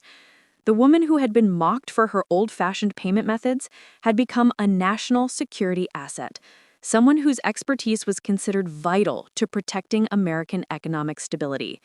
But more importantly, I'd learned to trust my own judgment about what was valuable and what was merely convenient. The skills that others had dismissed as outdated had proven to be both timeless and essential. The methods that had seemed embarrassing in a coffee shop had become sophisticated tools for understanding and addressing complex national security challenges. Tomorrow, I would continue the work of helping Americans develop resilience against threats that most people couldn't imagine. I would teach classes on analog backup systems, consult on emergency preparedness procedures, and advise on policies intended to reduce our vulnerability to economic disruption. And when I bought my morning coffee, I would pay with whatever method worked best for the situation, confident that I understood the strengths and limitations of every available option. Because true security wasn't about choosing the right technology. It was about understanding all available technologies and being prepared to use whatever worked when you needed it most, even if some of those technologies happened to be as old and reliable as the cash in my wallet. 2 years later, I stood before a Senate subcommittee on Homeland Security, preparing to deliver testimony that would shape national policy on economic resilience for decades to come. The hearing room was packed with senators, staff members, industry representatives, and journalists, all waiting to hear what I'd learned about protecting America's financial infrastructure from sophisticated attacks. Ms. Walsh, began Senator Patricia Hawkins, the committee chair, your unique experience gives you insights that few people in this country possess. Can you tell us what you believe are the most important steps we can take to protect our economy from the kinds of attacks you helped uncover? I looked out at the audience, thinking about the journey that had brought me to this moment. The woman who had been embarrassed about using cash in a coffee shop was now advising the United States Senate on matters of national security. Senator Hawkins, the most important lesson I've learned is that resilience isn't about choosing between old and new technologies. It's about maintaining the capability to function when any single system fails. The enemies of our country understand our vulnerabilities better than we do, and they're actively working to exploit our overdependence on digital systems. Over the next 3 hours, I shared what Jennifer and I had discovered about the sophisticated nature of modern economic warfare. The payment crisis hadn't been an isolated incident, but part of a broader strategy to map American vulnerabilities and test our response capabilities. The foreign intelligence services that infiltrated my consulting practice weren't trying to steal money. They were trying to understand exactly how American businesses and government agencies respond when their primary systems fail. They wanted to know how long it takes us to implement backup procedures, how effective our manual processes are, and where our greatest weaknesses lie. Senator Michael Terez from Texas leaned forward with interest. And what did they discover about our capabilities? They discovered that we're far more vulnerable than we should be, but also more adaptable than they expected. American businesses and workers can improvise and overcome system failures when they have to. The problem is that we've created a society where people rarely have to develop those capabilities. I shared specific examples from my consulting work, describing how different industries had responded to the payment crisis and what those responses revealed about our national preparedness. The grocery stores that could continue operating during the crisis were those that still maintained manual backup systems and employed workers who understood basic arithmetic. The banks that could serve customers were those that kept CAPR records and trained their tellers in manual transaction processing. Senator Angela Rodriguez from California asked about policy recommendations. What specific actions should Congress take to address these vulnerabilities? First, we need to require critical infrastructure operators to maintain analog backup capabilities, not as a replacement for digital systems, but as insurance against digital failures. Second, we need to invest in financial literacy education that includes manual calculation skills and cash management. Third, we need to create incentives for businesses to maintain diverse payment processing capabilities. But my most important recommendation was about changing how we think about technology and human capabilities. We need to stop treating digital skills and analog skills as competitors. The most resilient systems are those that combine both approaches. A bank teller who understands both computer systems and manual calculation is more valuable than one who only knows how to follow prompts on a screen.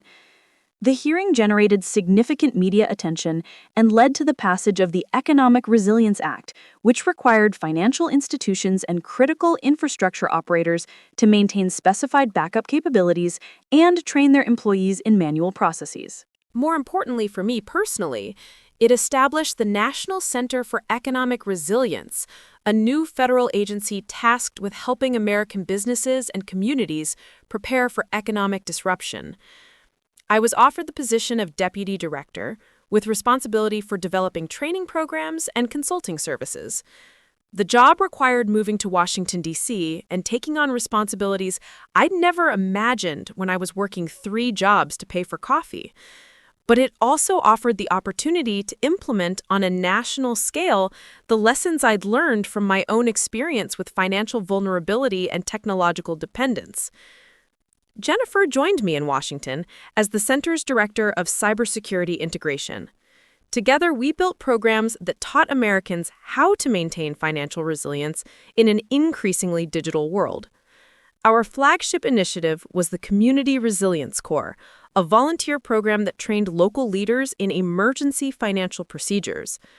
Corps members learned how to help their communities function during system failures, whether caused by cyber attacks, natural disasters, or infrastructure breakdowns. Maria Santos, a high school math teacher from Phoenix, became one of our most effective Corps leaders. She'd volunteered for the program after realizing that her students couldn't make change without calculators, and she wanted to help her community develop stronger financial foundations. The program taught me that financial resilience isn't just about having emergency savings, Maria explained during one of our annual conferences. It's about understanding money well enough to function when your normal tools aren't available. Maria's work in Phoenix became a model for other communities. She organized workshops on cash management, manual calculation, and backup financial planning. She partnered with local businesses to ensure they could continue operating during system failures.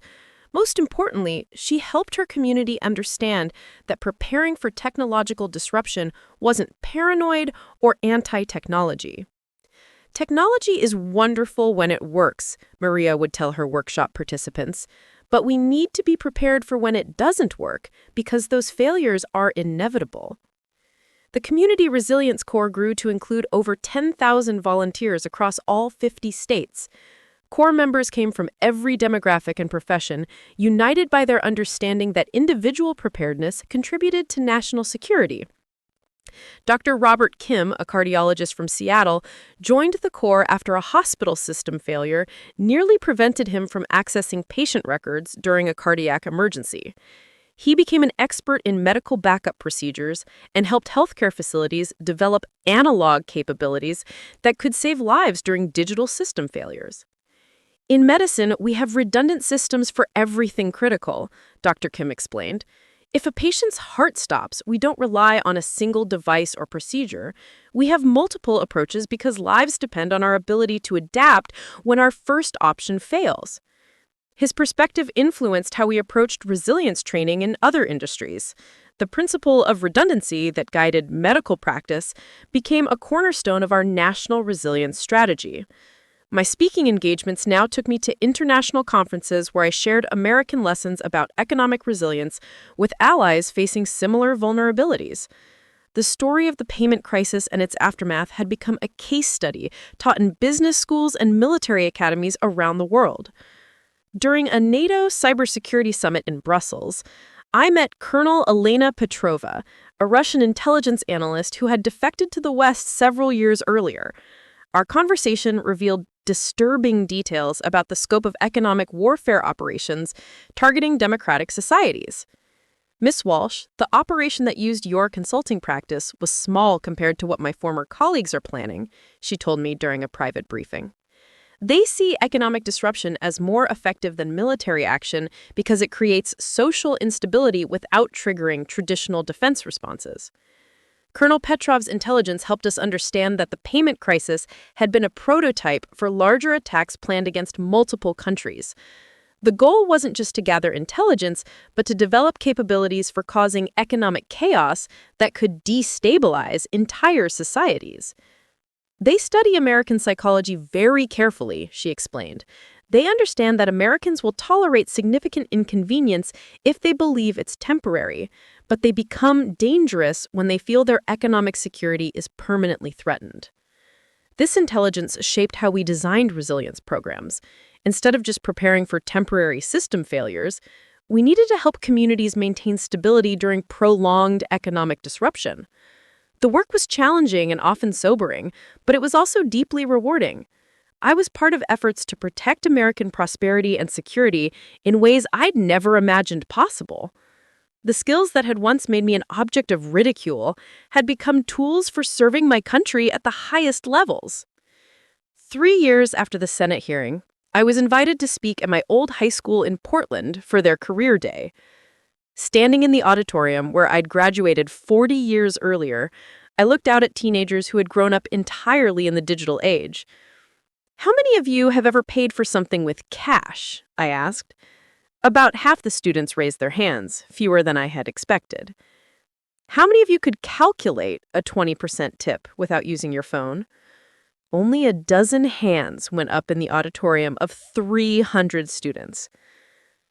Today, I want to talk to you about why those skills matter and why the future belongs to people who understand both digital and analog approaches to solving problems. I told them an abbreviated version of my story, focusing on how curiosity, adaptability, and diverse skills had created opportunities I never could have planned. I talked about the importance of understanding principles rather than just following procedures, and about how being different could become a professional advantage. The world is changing faster than ever, I told them. The jobs you'll have might not exist yet, and the technologies you'll use haven't been invented. But the people who succeed will be those who can adapt, who can think independently, and who understand that every tool has its limitations. During the question and answer session, a senior named David raised his hand. Miss Walsh, do you think young people should avoid technology and go back to doing everything manually? Not at all, I replied. I think young people should become masters of technology by understanding what happens when technology fails. Learn to use every digital tool available, but also learn the principles behind those tools so you can function when they're not available. Another student, Sarah, asked about career advice. What would you tell someone who wants to make a difference but doesn't know how? I thought about her question carefully. Pay attention to problems that everyone else considers solved. Often, those are the problems that are about to become unsolved again. And don't be afraid to be different. The things that make you unusual might be exactly what the world needs. After the presentation, several students approached me with follow-up questions. Many were interested in careers in cybersecurity, emergency preparedness, or public service. But what struck me most was their genuine curiosity about analog skills and backup systems. My grandparents are always talking about how they did things before computers, said Maria, a junior planning to study business. I used to think they were just being nostalgic, but now I'm wondering if they knew something important that my generation missed. These conversations with young people gave me hope for the future. A new generation was beginning to understand that technological progress didn't require abandoning traditional capabilities, and that the most sophisticated solutions often involved combining old and new approaches. The drive back to Washington took me through the familiar streets of Portland, where my transformation had begun. I stopped at the coffee shop where I'd been mocked for using cash, now operating under new management that proudly advertised all payment methods welcome. Marcus, the original barista, had moved on to manage a small coffee roasting company that specialized in serving customers who valued traditional approaches to business. When I stopped by his new location, he recognized me immediately. Catherine! I heard about your work in Washington. I can't believe the woman who used to pay with crumpled bills is now advising the government on national security. Those crumpled bills taught me more about security than I realized at the time, I replied. Sometimes the simplest approaches are the most reliable. Marcus had learned similar lessons from running his own business. After the payment crisis, I realized how vulnerable I'd been to systems I didn't control. Now I make sure we can operate no matter what technology is or isn't working. His coffee shop maintained manual registers alongside digital systems, accepted cash as readily as cards, and trained employees to function during any kind of system failure. It was exactly the kind of diverse, resilient approach that our national programs were designed to encourage. As I continued the drive home, I reflected on how completely my life had changed since that embarrassing morning when I couldn't buy coffee with cash. The woman who had felt ashamed of her old-fashioned methods was now teaching the country about the value of traditional skills in a modern world. But the most important transformation wasn't professional or public. It was personal. I had learned to trust my own judgment about what was valuable and what was merely fashionable. I had discovered that wisdom often came from understanding timeless principles rather than following temporary trends. The payment crisis had been engineered to demonstrate American vulnerability, but it had actually revealed American strength. When sophisticated systems failed, ordinary people had found ways to adapt and overcome. The same resilience that had helped me survive being exploited by foreign intelligence services was helping the entire country prepare for future challenges. My phone buzzed with a text message from Emma, my daughter in San Francisco. Mom, saw your high school speech on the local news. So proud of how you've turned your experience into something that helps everyone. You've shown me that being different isn't something to apologize for. Emma had built a successful career developing resilient payment systems that combined digital efficiency with analog reliability. She had become an expert in her own right, applying lessons from my experience to create technologies that were both sophisticated and dependable. The evening light was fading as I reached my apartment in Washington, but I felt energized rather than tired. Tomorrow would bring new challenges in the ongoing work of strengthening American economic resilience. There would be conferences to attend, policies to develop, and programs to implement. But tonight, I would sit in my comfortable living room with a cup of tea made in a ceramic mug, reading a physical book by the light of a simple lamp. I would pay my bills with a combination of online banking and traditional checks, and I would plan my weekend using both digital calendars and handwritten notes. In my wallet, I carried cash and credit cards, ready to pay for whatever I needed regardless of which systems were working. In my purse, I kept both a smartphone and a paper map, prepared to navigate wherever I needed to go. In my life, I maintained both digital conveniences and analog capabilities, confident in my ability to adapt to whatever circumstances arose. The woman who had been embarrassed about using cash had become an expert in economic resilience.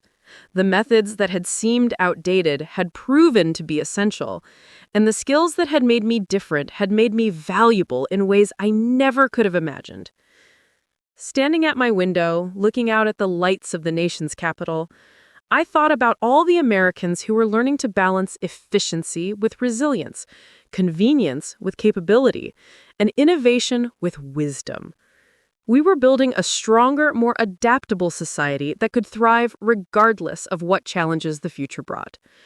And tomorrow, when I bought my morning coffee, I would pay with whatever method worked best, confident that I understood all my options and prepared to use whatever was needed when technology failed and when it succeeded. 5 years after my Senate testimony, I received an invitation that brought my journey full circle in the most unexpected way. The invitation came from the International Economic Forum in Davos, Switzerland, where world leaders gather annually to discuss global challenges and opportunities. The organizing committee had asked me to deliver the keynote address on human resilience in the digital age, speaking to an audience that would include presidents, prime ministers, central bank governors, and the CEOs of the world's largest technology companies. The woman who had once been embarrassed about paying with cash would now be addressing the most powerful people in the global economy. Standing backstage at the Davos Congress Center, I could hear the murmur of conversation from the packed auditorium. Through a crack in the curtain, I could see familiar faces from news broadcasts and magazine covers, people whose decisions affected billions of lives around the world. My speech notes were handwritten on index cards, a habit I'd maintained despite having access to the most advanced presentation technology.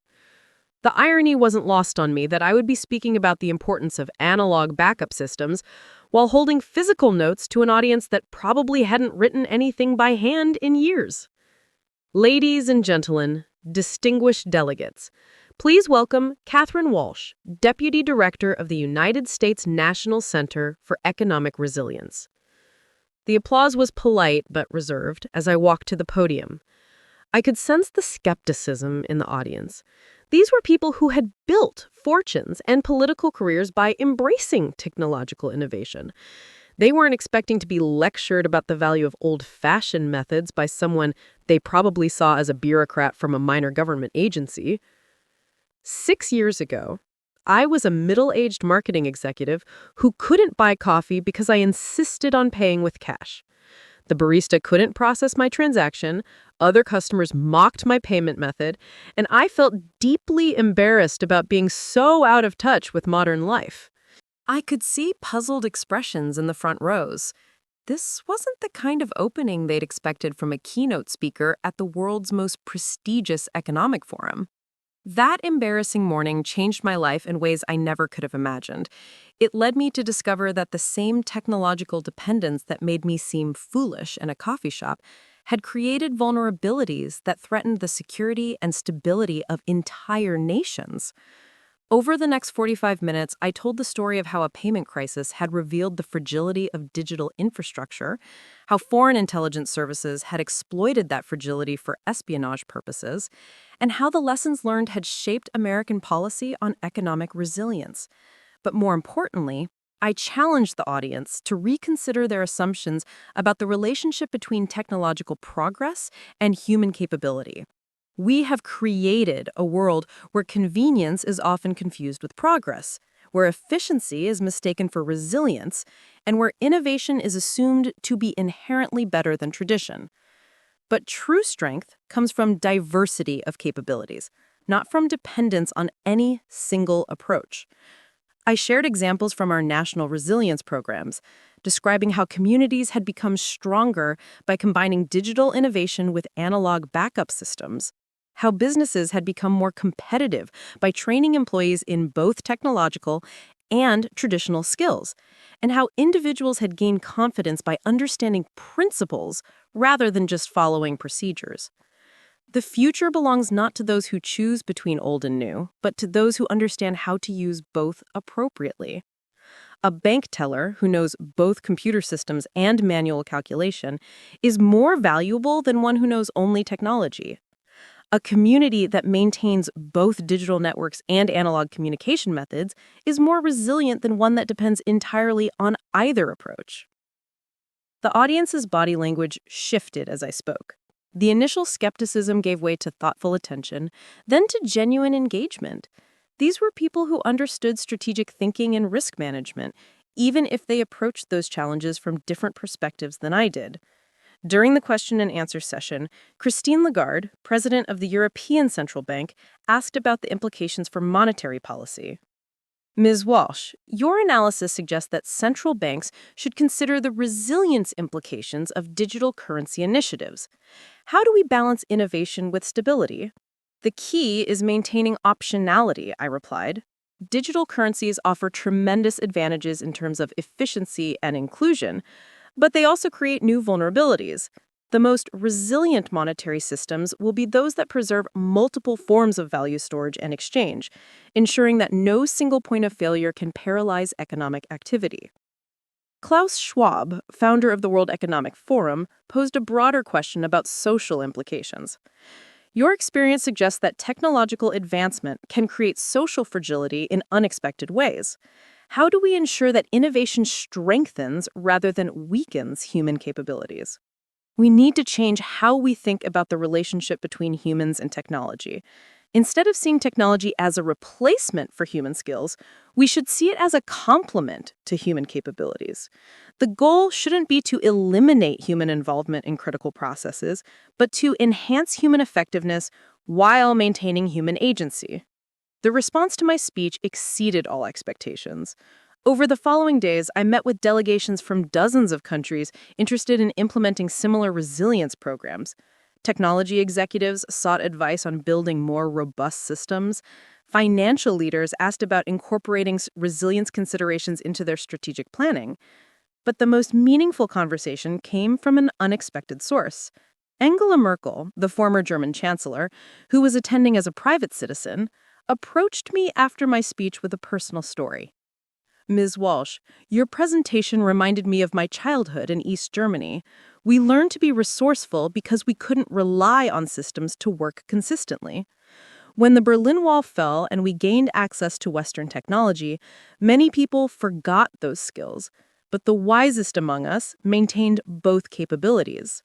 Merkel's perspective highlighted something important about the global implications of technological dependence.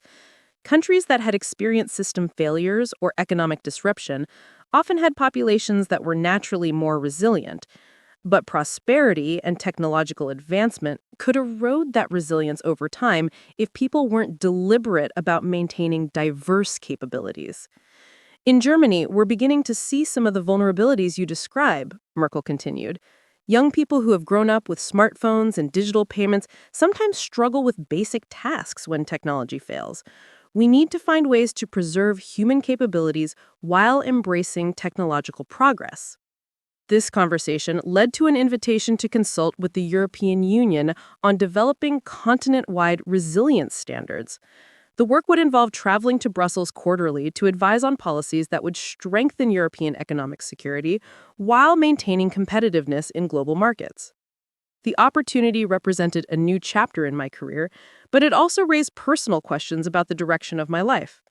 I was now 60 years old with a successful career and financial security I'd never imagined possible. I could continue my work in Washington, building on the programs we'd already established, or I could take on new challenges that would require significant travel and adaptation. Jennifer encouraged me to accept the European Union consulting role. Catherine, you spent 6 years proving that your insights are valuable. Now you have the opportunity to apply those insights on a global scale. The work we've done in America is important, but these challenges aren't limited to our country. She was right. The vulnerabilities I'd discovered and the solutions we'd developed were relevant everywhere that digital technology had become central to economic activity. If anything, some other countries were even more dependent on digital infrastructure than the United States, making them potentially more vulnerable to the kinds of attacks we had experienced. I accepted the European Union position, beginning a new phase of my career that would take me to capitals across Europe and eventually to other continents as well. The work was similar to what I'd been doing in America, but the cultural and political contexts were different enough to require constant learning and adaptation. In France, I worked with agricultural cooperatives that had become completely dependent on digital logistics systems. When those systems failed during a cyber attack, farmers couldn't get their products to market, and consumers couldn't access fresh food. We developed hybrid systems that combined digital efficiency with analog backup procedures, ensuring that critical food distribution could continue regardless of technological disruptions. In the Netherlands, I consulted with port authorities who manage some of the world's busiest shipping facilities. Their operations entirely depended on computerized cargo tracking and automated loading systems. We implemented manual backup procedures that could maintain basic port operations during system failures, preventing the kind of supply chain paralysis that could affect global commerce. In Italy, I worked with small businesses that had embraced digital payment systems but lacked the resources to implement sophisticated backup procedures. We developed simple, cost-effective approaches that allowed them to continue serving customers during payment system failures without requiring significant investment in new technology. Each project taught me something new about the relationship between technology and human capability. The most resilient organizations were those that understood technology well enough to function without it when necessary. The most adaptable societies were those that maintained diverse approaches to solving problems, rather than committing entirely to any single method. My work also revealed interesting cultural differences in attitudes toward technology and tradition. Scandinavian countries tended to embrace digital innovation while maintaining strong social safety nets that included analog backup capabilities. Mediterranean countries often preserved traditional business practices alongside modern technology, creating natural resilience against digital disruptions.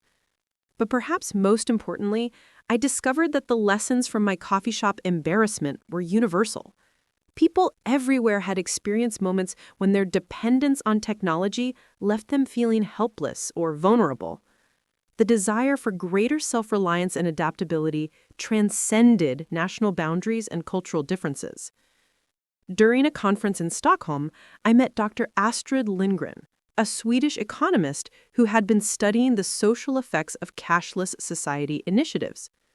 Sweden had become one of the world's most cashless countries, with many businesses refusing to accept physical currency. "We're beginning to see some concerning trends," Dr. Lindgren explained.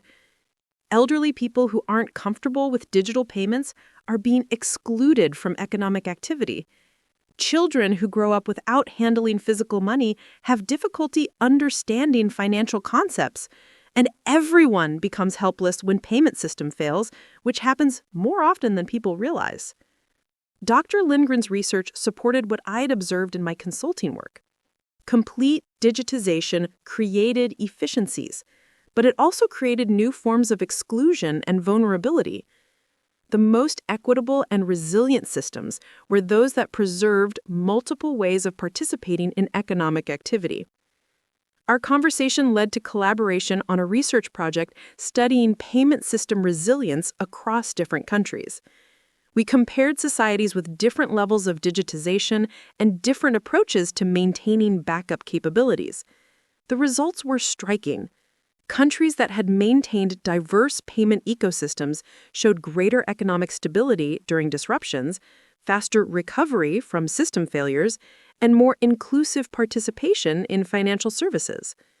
Countries that had moved toward complete digitization were more efficient during normal operations, but more vulnerable during crisis situations. This research became the foundation for policy recommendations that influenced financial regulations across the European Union. Instead of mandating specific technologies or approaches, the new regulations required financial institutions to maintain diverse service capabilities that could function under various circumstances. The work was professionally satisfying, but it also provided personal fulfillment that went beyond career success. I was helping to solve problems that affected millions of people, contributing to policies that would shape how societies balanced innovation with resilience for decades to come. My travels also allowed me to reconnect with the broader implications of my story. In London, I spoke at a conference for young entrepreneurs, many of whom had built businesses entirely around digital platforms and services. The lesson of my experience isn't that digital technology is dangerous or that old methods are always better, I told them. The lesson is that understanding fundamental principles makes you more effective at using any technology, and that preparing for failure makes you more likely to succeed. The audience was receptive to this message because they'd all experienced moments when their digital tools had failed them. They understood the frustration of being dependent on systems they couldn't control or fully understand.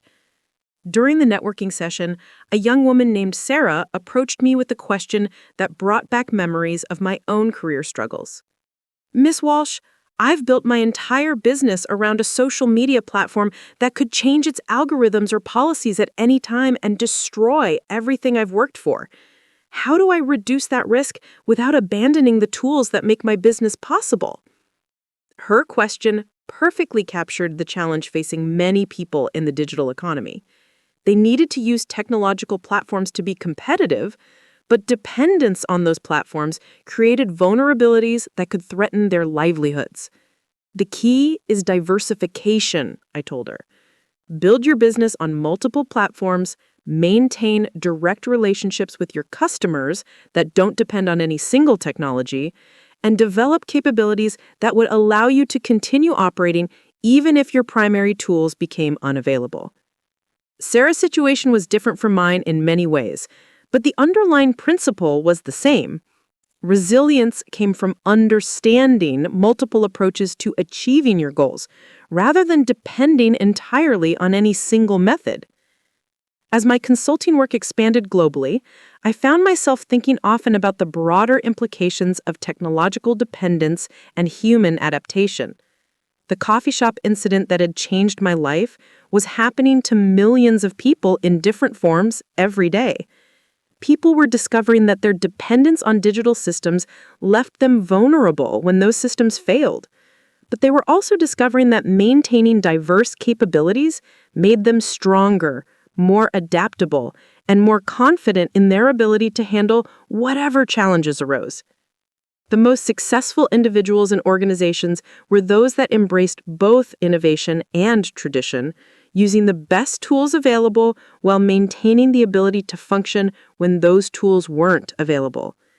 Standing in my hotel room in Zurich after another successful consulting engagement, I looked out at the Swiss Alps and reflected on the journey that had brought me from embarrassment in a Portland coffee shop to advisory roles with some of the world's most important institutions.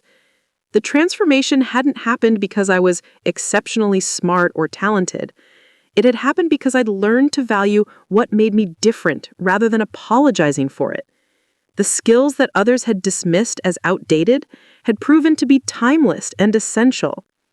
Tomorrow, I would return to Washington to continue building America's economic resilience programs.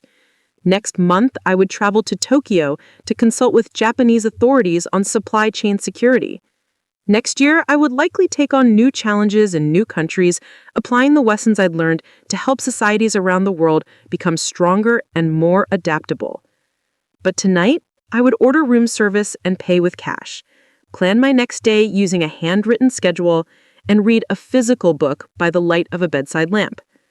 Because the most important lesson of my entire journey was that strength came not from choosing the most advanced tools available, but from understanding how to use whatever tools worked best for each situation. Up next, you've got 2 more standout stories right on your screen. If this one hit the mark, you won't want to pass these up. Just click and check them out.